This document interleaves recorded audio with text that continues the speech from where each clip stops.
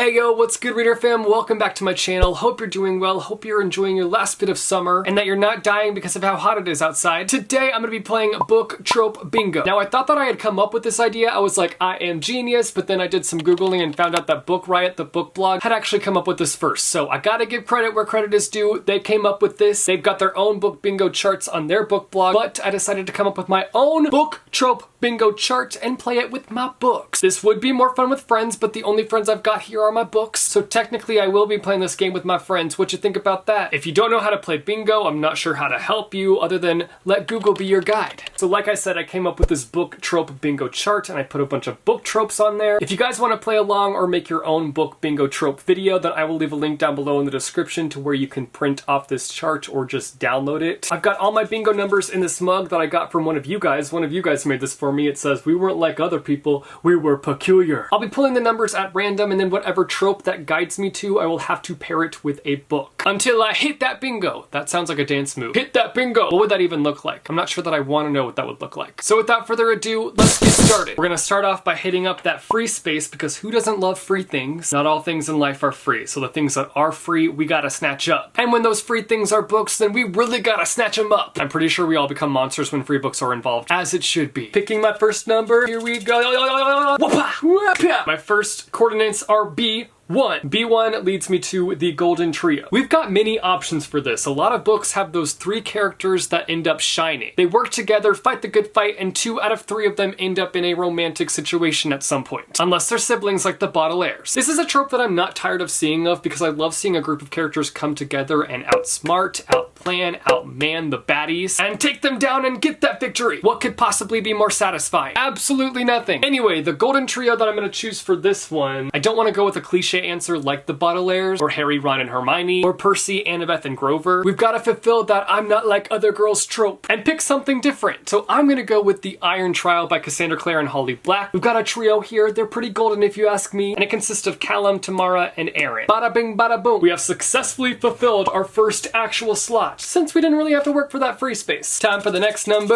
I choose you, Pikachu. Whoop-a! In 1. That leads us to time travel, time travel, time travel. Again, I could go with a very cliche answer that would have a lot of you guys rolling your eyes at me. I could pick a book that a lot of you would expect me to pick.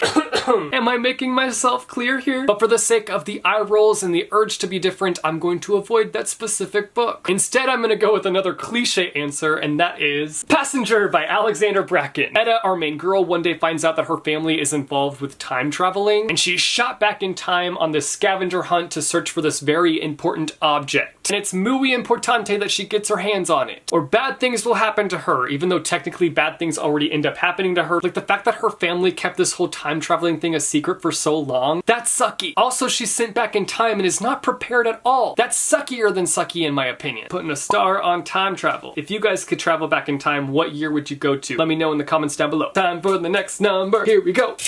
This one, I2, which leads us to The Quest. I honestly don't know how I feel about the quest trope. It's gotta be a super interesting quest in order for me to be invested. Otherwise, I get lost in the journey we're taking. If you're not serving like action sequences, interesting internal conflict with the characters, or some like crazy obstacles along the way, then I'll be checking out real quick. If you're just taking a walk to get to a location and you're not doing anything to hold my attention, you're just describing the scenery and having the characters talk about what's to come, or thinking up a plan, then see ya, I'm out of here. But I had a book that came to mind right when I landed on this one, and that is Aragon. They go on a big old quest in this book. Can't say it's my favorite book that has the quest trope in it. In fact, a lot of the quest in this book does that thing where it's like, oh my gosh, look at all the gorgeous scenery, don't you love it? But it did have some plot shake-up moments that held my attention and pulled me the heck through it, so I'll cut it some slack, I'll give it that. You're not completely canceled, Aragon. You did what you had to do to get me to the end of the journey, even though I'm sure it's really only the beginning of the journey. I've still yet to carry on with this series. Oops! Are we surprised though? Not at all. I get another sticker. I like being rewarded, even though I'm rewarding myself for a game that I'm playing with myself, so we're not gonna talk about that though. Next number! Can I just get one shot in my mouth?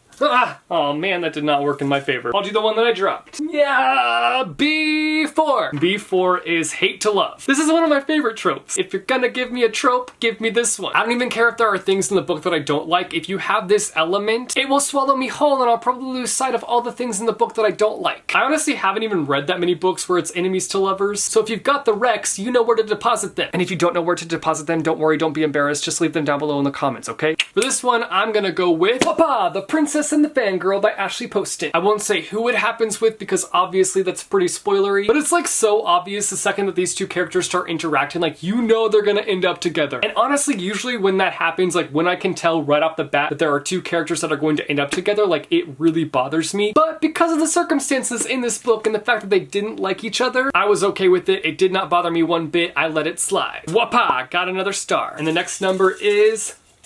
Oh man, I gotta pick all those up. Great, love that for me. Really, truly, hashtag blessed. I hope I found all of them and put them all back because if not, that would really suck. Anyways, yeah. 01, which is Found Family, another one of my favorite tropes. For this one, a group of characters come together and create their own family. They could be like misfits or they could be people that just don't have family members. I love this trope and I don't think that I will ever get tired of it because I find it so relatable. I know what it's like to like not really have friends and then to find my people. Seeing characters form strong bonds, specifically like a family type bond, just gets me so soft. For this one, I can't not go with my Crows crew from the Six of Crows duology, but also I gotta give a little shout out to the Raven Boys crew because I feel like they also fit into this category. I'm just gonna mention both of these together because they're kind of alike, not really at all. No, they're not alike at all, but they're alike in the fact that they have that found family element where they're teaming up together to work towards something. There we go, reeled that one in. More books like this, please, to satisfy me. Got another star, yeehaw. So many stars, I feel like I'm getting a good grade on an assignment. That didn't happen often when I was in school. Making up for it with my stars today. And the next number is going to be you. What are you? In 4. Bad boy with tragic backstory. Womp, womp, womp, womp. This is one of my least favorite tropes. If not my least favorite trope. I guess I should say if it's done right, it's okay. But I didn't mind it at first, but then I just kept seeing it and I just got tired of seeing it. Also, when was the last time you read a book with this trope where the bad guy with the tragic backstory didn't end up with the main girl? Can you name one? Because I really cannot think of one. A lot of you guys will probably come through with some receipts, but most of the time, the bad guy with the tragic backstory ends up with the main girl. And it's really annoying. Please, somebody give us some variety. I'm tired of seeing this over and over and over and over and over and over and over again. For this one, we'll just go with none other than City of Bones. I won't say which character is the bad guy with the tragic backstory, but like the second he opens his mouth, you know. I will say they grew on me later. I did end up liking them later on in the series, but like a little insufferable there for a little while. Sticker time! I got a sticker. Yeah, I got a sticker. All right, we've got two potential lines happening here. Which one's gonna fill up first? Let's get it. Let's get this bread. Next number we've got is this one. That's 2. I'll put you back. G6. Isn't there a song about G6? Like a G6 or something like that? I don't know. It's probably inappropriate, whatever it is. G6. Wait, there's not a, wait, what?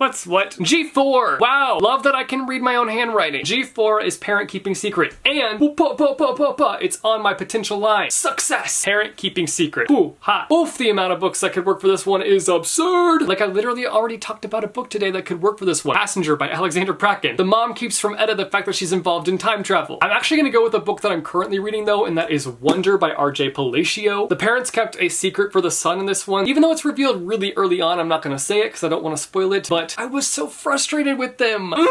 Especially because it involved the son, and it's just like, why you gotta be like that? Can you not? Can you clue your son in? I'm tired. I'm tired of the secret keeping trope, except I'm not really that tired of it because it's a real thing. Like, parents keep secrets from their children. I don't know. Sticker time, sticker time. I just need one more. Next number, next number, next number. I choose you. I won. That sounds like I won bingo, but no. It's the letter I and the number 1. That sucks. I wanted to win. Okay, so I won is the chosen one trope. I know that I've been avoiding books that have been kind of a given for this trope, but I haven't shown my boy Harry some love lately, so we gonna shout him out. Go subscribe to his channel, give his videos a thumbs up, and compliment him for doing what he had to do in this series, because boy went through it. If only fictional characters actually had YouTube channels. What would Harry's channel even look like? Time for another star. Okay, we've got 3 potential lines right now. We've got the 1 line, we've got the 1, 2, 3, 4, 5 line, and then we've got the in line. Which one's gonna come through and make me have the best day ever? Next number, This one, O3. O3 is the book-loving character trope. Honestly, I love this trope. It is a little bit on the overdone side, but a lot of the time it's one of the main things that kind of links me to a character and makes me relate to them. For this one, I'm gonna go with AJ Thickery, who is a bookseller in this book, and also a full-on book lover, though I will say that he is kind of a bit of a book snob, and we do not appreciate that attitude in this household. No, we do not, but he fits perfectly into the book lover trope. I love this book so much, by the way. If you're a book lover of any sort, which if you're watching this video and you're not a book lover, why are you here? I'm just kidding, you're welcome here. Join us. Come to the land of books. It's great and glorious and wonderful. You belong here. Here, have a book. Except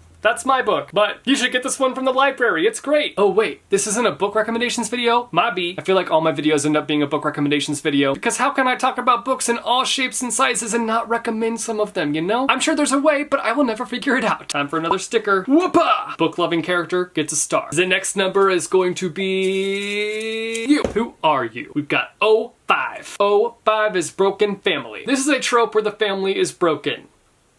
Pretty self-explanatory. I feel like the family from Burned by Ellen Hopkins is pretty broken. Like, the family situation is not ideal. Also, this is a really sad book. If you want to get all caught up in your feels, then let this book guide you to your feels. Got another star. Putting it on a 5. Oh, 5. Time for the next coordinates. You. O4. O4, that leads me to star-crossed lovers. Oh wait, I already got a bingo. I missed my own bingo. Bingo was his name. Oh, I have fulfilled my bingo duties. Unfortunately, there are no prizes in this book trope bingo game of mine, but maybe I'll just treat myself to some good old classic reading time. Sounds like a grand prize to me. Alright, well that's it for this, guys. I hope that you enjoyed this video. Let me know in the comments down below if you played along and which books you chose for each trope. And if any creators want to do this video as well, then go ahead and do it. I obviously didn't really come up with this idea, but again, if you want to use my book trope bingo sheet, then I will leave a link to it down below in the description. If you like this video, be sure to go and hit that like button. If you want to see more bookish content from me, be sure to go and hit subscribe or go and hit that bell icon and you'll be notified every time I post new videos. As always, thank you guys so much for watching. I hope your day is bright, that tomorrow is brighter. Keep reading what your heart desires, and I will see you soon with a new video. Bye-oh! Bingo was his name, oh, B-I-N-G-O, B-I-N-G-O, B-I-N-G-O.